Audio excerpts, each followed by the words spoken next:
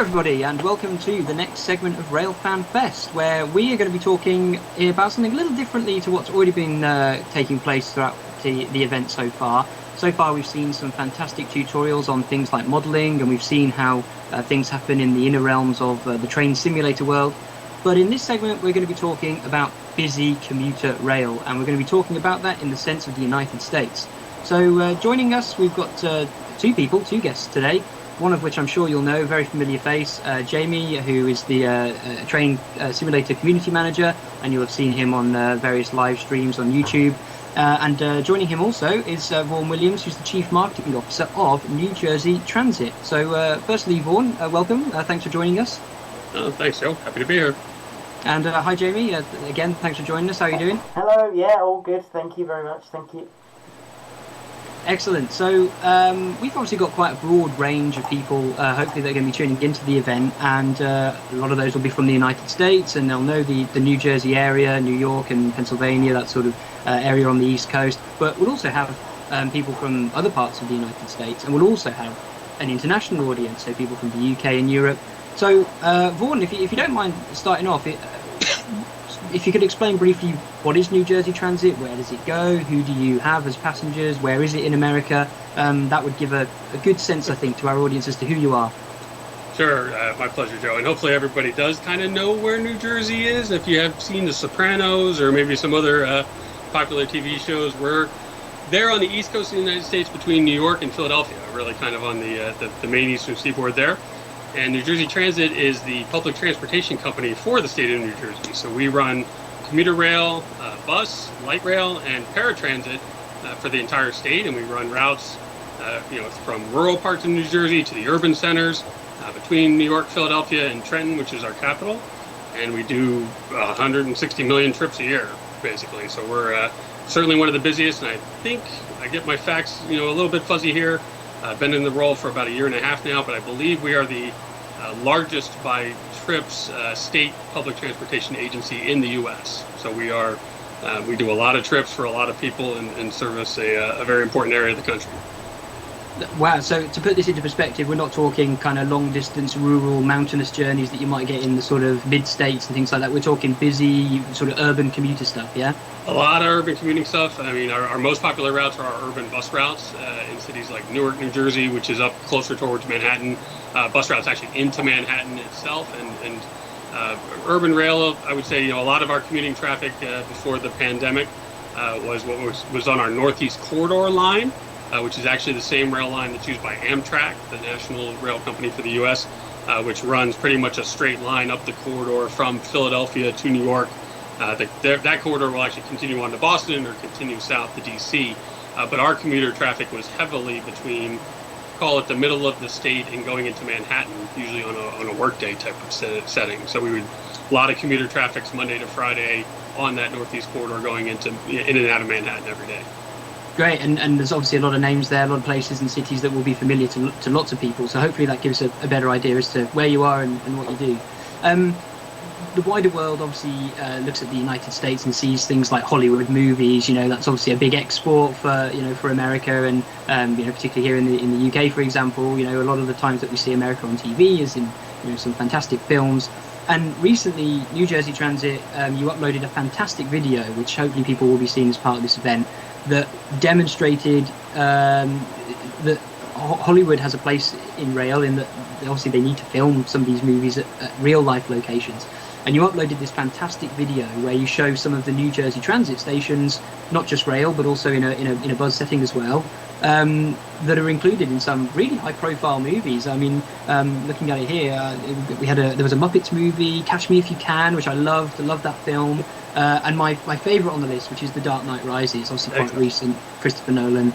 So, from a rail operator point of view, what does that involve for you? It's obviously quite a high-profile thing. It's big business, I guess, in a way. What do you do to have to kind of cope with that?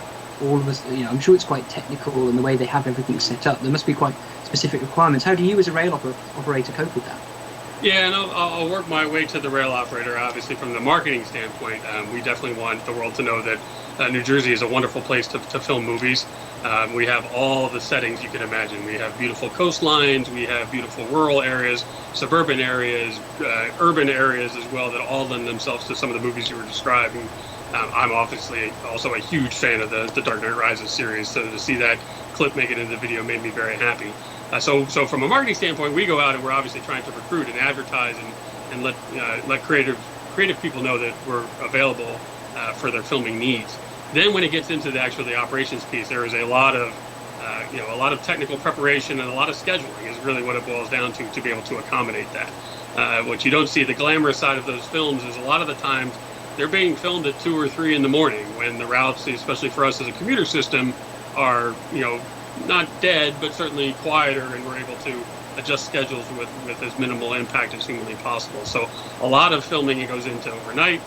Will be if it can't be, so if it has to be daytime filming, we will do our best to accommodate existing passengers by rerouting other routes around those locations to isolate them.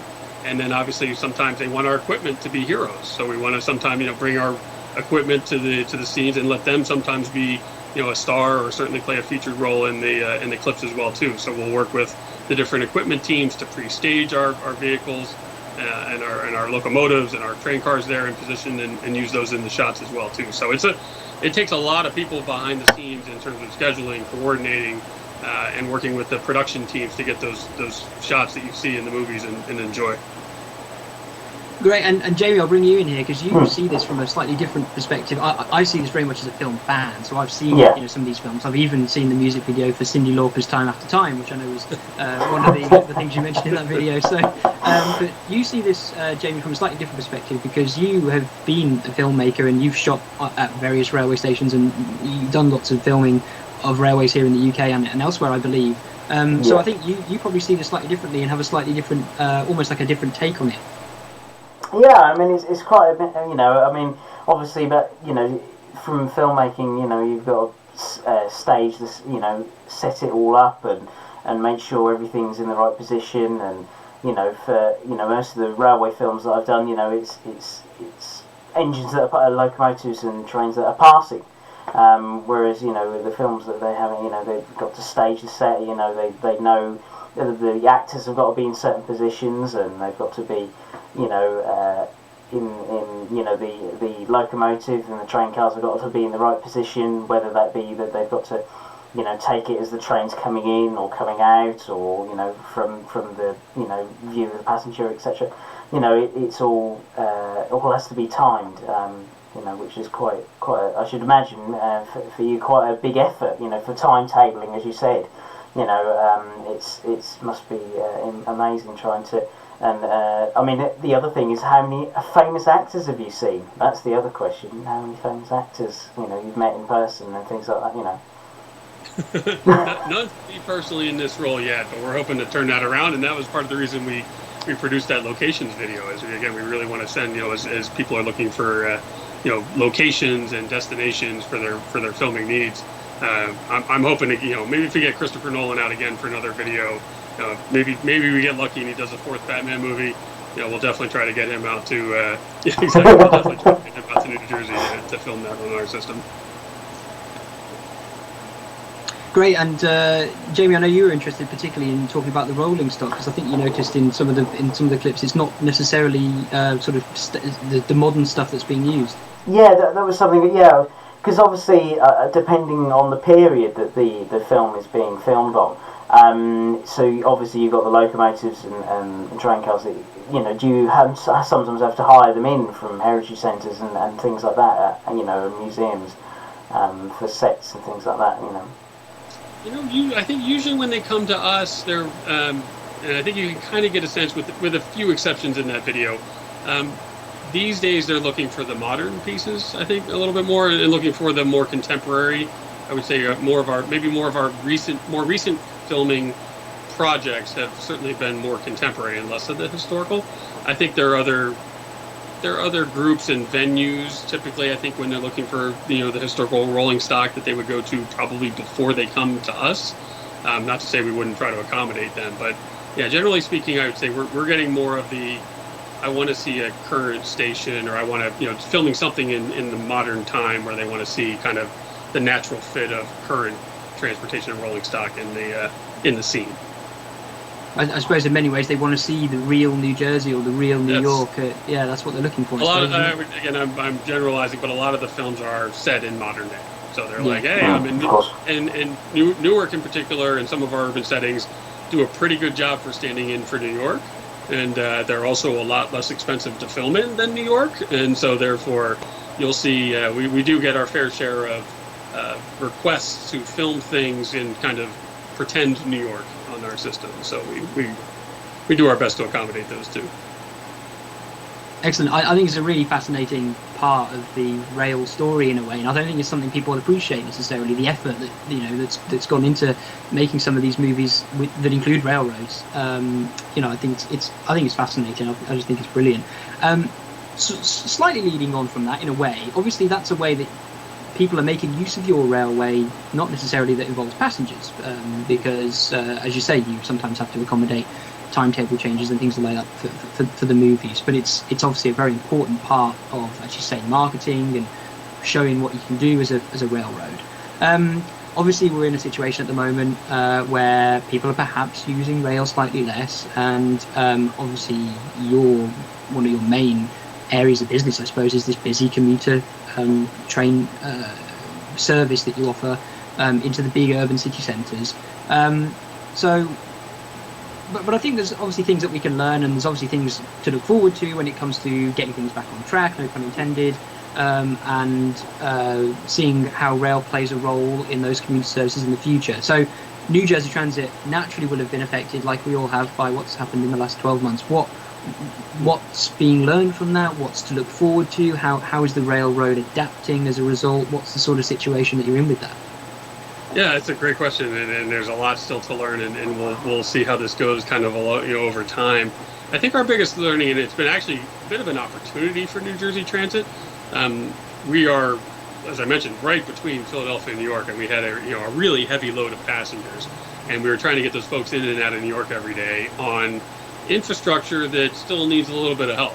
It's older infrastructure. It's been stressed, and so anytime you had a minor incident, it quickly turned into something a little bit bigger in terms of the impact on delays or traffic or things like that. So actually COVID gave us a chance to kind of catch our breath for a bit.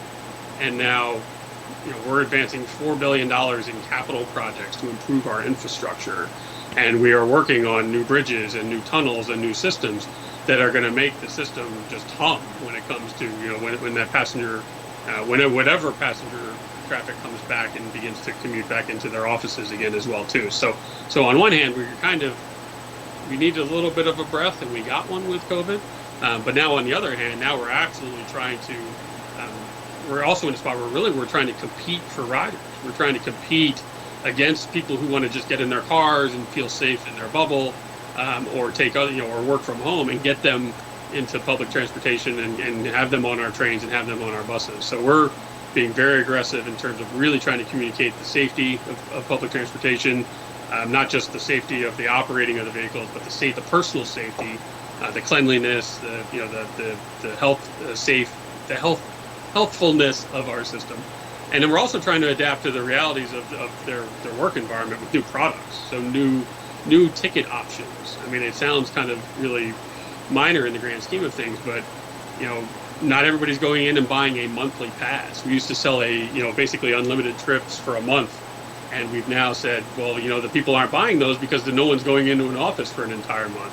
So we've introduced a new Flex Pass product, which is 20 trips with a 20% discount. And so things like that, where it forces us to be just a little bit more competitive and to put the customer's needs and their new reality at the center of their experience. I think there's still a long way to go on COVID recovery, with vaccines and such, but I think we're going to be in a pretty good spot for when traffic comes back, when commuters come back, or whether anyone comes back to public transportation that isn't necessarily even just commuting. So. I mean, it sounds like there was a lot of positivity there, I think, in what you said, which is brilliant. I think it's very easy to dwell on the doom and gloom, and we don't like to do that. We like to look at positivity and where things are going for the better. I think you can either speak generally or specifically with regards to New Jersey Transit, but it sounds to me like there's going to be a better railroad as a result, almost as a result of everything that's gone on. I think there is. I honestly think there is. I think that the fact that we got a bit of as an organization, we got a bit of a break, a little bit of a breather to step back and to really take a comprehensive look at our entire system and everything we knew we needed to do and couldn't do because we were so focused on taking people in and out of the cities and driving, putting them on trains every single day.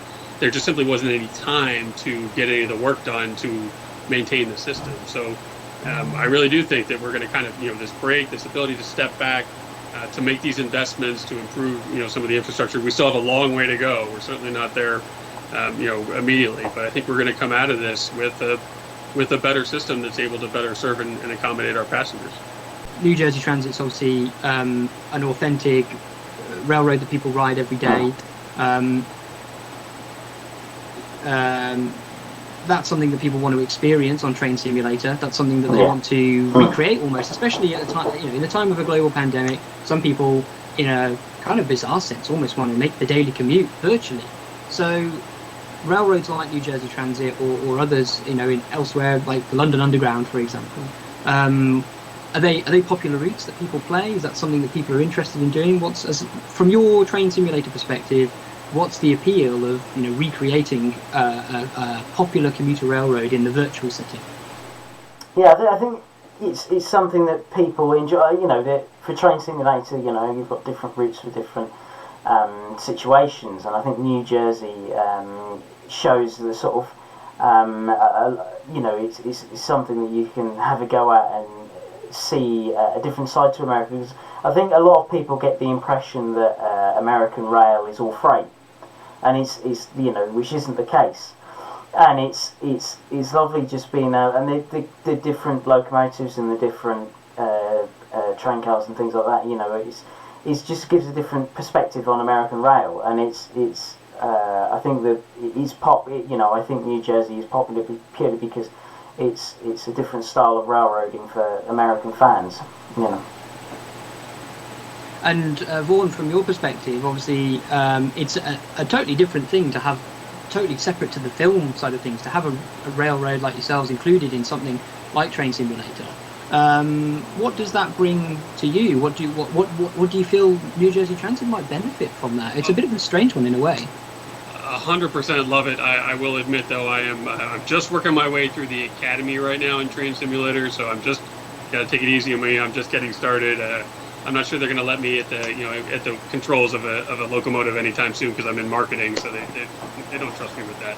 But I think it's just a phenomenal way to build a brand. Again, there's a lot of folks in New Jersey Transit evokes a lot of passion in a lot of people. Not all of it's necessarily always great passion, but it's part and parcel of everybody's everyday life, especially in this area, in this region. And a lot of folks will come in and out of New Jersey. New Jersey's there are quite a few people who come and work here for a while and then may leave and go to other parts of the country as well, but they'll have an experience with New Jersey Transit. So there's a nostalgia element. There is a personal experience element, like we were describing. Like I rode that line for X number of years, so now I get to drive the train and show them how it's done and show how to do it too. So we love it from Transit. Any opportunity to kind of get folks and to help support a community and that attaches and builds and works on our brand and strengthens it. It's a no-brainer for us. Sure, and you mentioned there the community, and there's obviously a huge Train Simulator community that's sort of just for that side of the rail fandom, if you like. But Jamie, you're a rail fan yourself, and you just mentioned there about it's not just all about freight in the United States. There's these fantastic commuter railroads like New Jersey Transit. From a rail fan's perspective, how is that different? We on the we are rail fan side of things. A lot of the photo submissions we see are of these big, long freight trains in California and places like that. And then occasionally we'll get someone who's really enthusiastic about the urban side. So Jamie, from your perspective with rail fanning, what's the appeal of both? And do you find that there's differences in the way people approach rail fanning when it comes to the busy urban side? Yeah, I think there is. It's it's different because you sort of I mean, obviously because we're from the UK, we're used to commuter rail. That is literally. I mean, obviously there was a lot more freight in the early days, in steam days. But for a lot of the a lot of our rail in the UK is mainly commuter. It's mainly you occasionally see freight, whereas in America it's obviously the opposite. So I think when we as a rail fan, I think a lot of people aren't sort of or modern, today rail fans aren't used to or haven't seen a lot of freight, from the UK and Europe. Whereas the US, they see it all the time. They see there's a lot of freight, rail transport in America. So I think when you go to, as a rail fan, when you sort of see urban style, that's what we're used to. And yeah, I mean, I've always been interested in commuter rail. I think it's nice because it's not just that. As a rail fan, sometimes you like to go behind the locomotives, like to travel behind the engine and get the experience of being a passenger and things like that. Whereas a lot of the freight American, well, you could never do that. You could never, sit behind the, I don't know, SD40 or something like that. It's whereas with New Jersey, you've got the locomotives that you have. You can go and travel on the train and experience what it is to be on an American, commuter rail service.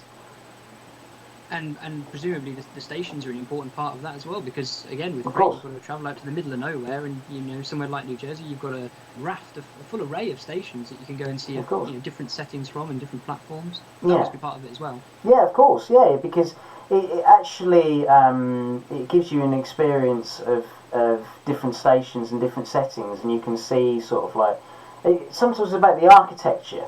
If it's got traditional architecture in the stations and the buildings, and also the history, because obviously, and New Jersey obviously will have quite an extensive history of the line itself.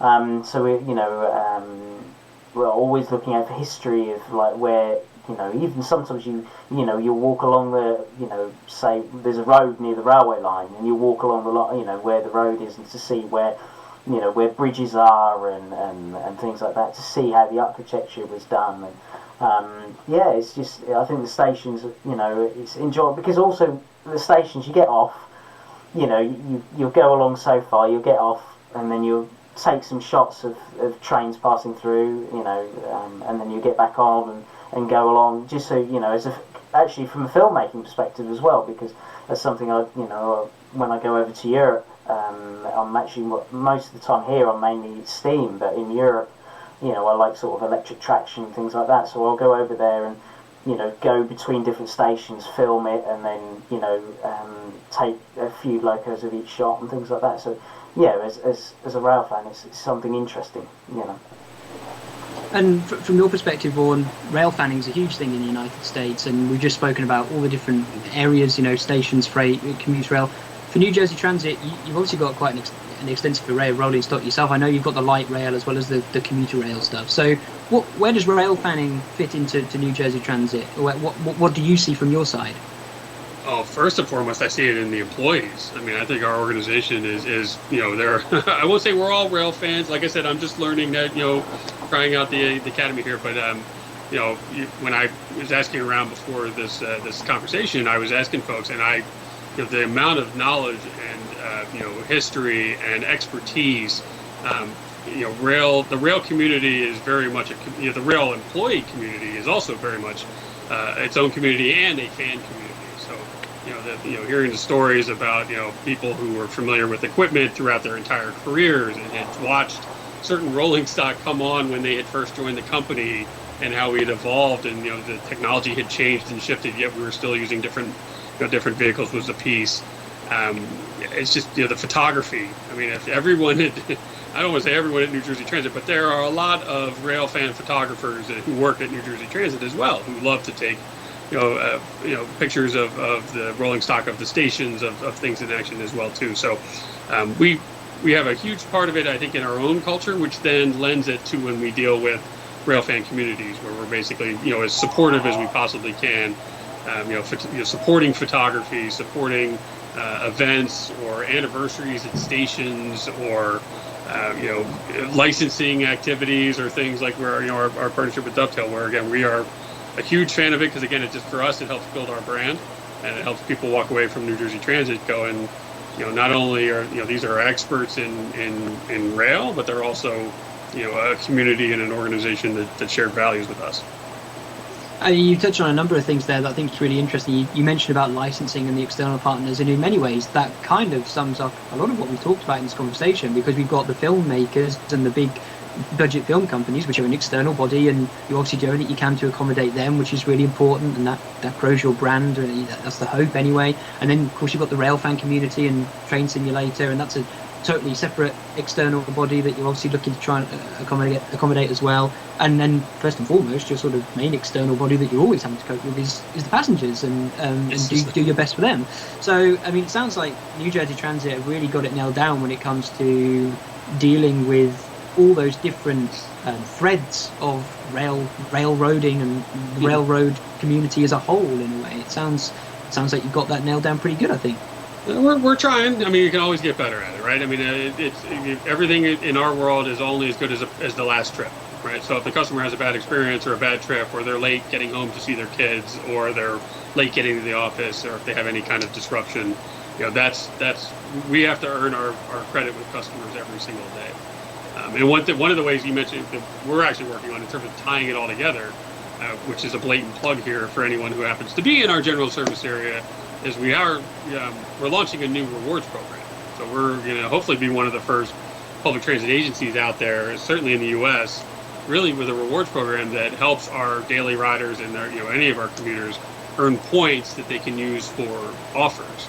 And so this has been another great example where we can bring in some of our ties with the railfan community to provide offers and discounts and coupons, as well as local establishments and local businesses in the New Jersey area, and our riders who interact with both of those groups all the time as well too. So I think you'll check out njtrewards.com for more information if you're in and around New Jersey. But I hope that this becomes a model that you see other commuter groups take on as well too, because it is a great way to tie together all those different threads in a way that's good for it's good for everybody. It's a win-win for everyone involved. And of course, it's another tool in your armory. It's another weapon in your armory, in a way to work and try and encourage people to use the rail safely and responsibly. Obviously, when things start to, become normal, it sounds like in addition to all the things you said about infrastructure and the ticketing, something like a reward system for rail fans, for leisure travellers, for commuters, or people that just want to go and see where The Dark Knight Rises was filmed. That sounds like a really important tool to get people out and about again in a safe way. Yeah, we hope. I mean, again, it's definitely part of our toolkit. Like you said, we have a lot of ticket products, rewards programs. It's what can we do to inspire rider confidence, to make them feel safe, but also give them incentives to come back on board and take us for a ride.